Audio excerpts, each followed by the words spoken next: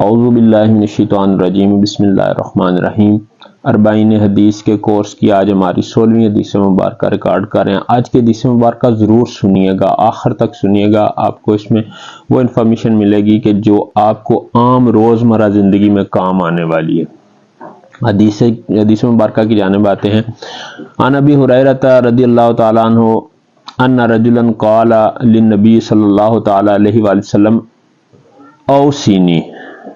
حضرت ابو ہریرہ رضی اللہ تعالیٰ عنہ راوی ہیں، فرماتے ہیں ایک شخص حضور جان رحمت صلی اللہ تعالیٰ علیہ وآلہ وسلم کی خدمت میں حاضر ہوا اور آ کر اس نے کہا کہ یا رسول اللہ صلی اللہ تعالیٰ علیہ وآلہ وسلم مجھے نصیحت فرمائیے۔ تو حضور جان رحمت جانے جانا صلی اللہ تعالیٰ علیہ وآلہ وسلم نے اسے فرمایا لا تغضب، غصہ نہ کیا کر۔ دیکھیں حضور کی خدمت میں بندہ حاضر ہوا، اس نے کہا یا رسول اللہ مجھے نصیحت فرمائیے، تو حضور جان رحمت صلی اللہ تعالیٰ علیہ وآلہ وسلم سے فرمایا لا تغضب، غصہ نہ کیا کر۔ فردد مرارا، اس نے بہت مرتبہ اس بات کو دوبارہ دہرایا، بار بار پوچھا یا رسول اللہ مجھے نصیحت فرمائیے، یا رسول اللہ مجھے نصیحت فرمائیے۔ حضور جان رحمت صلی اللہ تعالیٰ علیہ وآلہ وسلم نے ہر بار اس سے یہی فرمایا لا تغضب، غصہ نہ کیا کر، غصہ نہ کیا کر، غصہ نہ کیا کر۔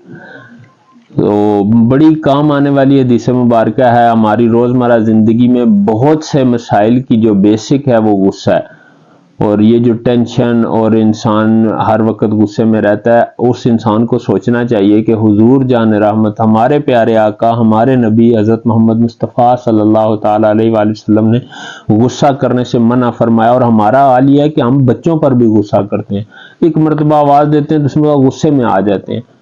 تو کوشش کریں، میں اور آپ ہر شخص یہ کوشش کرے کہ غصے کو کنٹرول میں رکھیں، غصہ نہ کیا کریں۔ تو حدیث مبارکہ کو یاد کرتے ہیں، آسان طریقہ کار ہے ہمارا، بہت آسان، 2 لفظی حدیث مبارکہ، امید ہے آپ کو یاد ہو گئی ہوگی۔ میں پھر بھی 3 مرتبہ دہرا دیتا ہوں، انشاءاللہ آپ کو یاد ہو جائے گی۔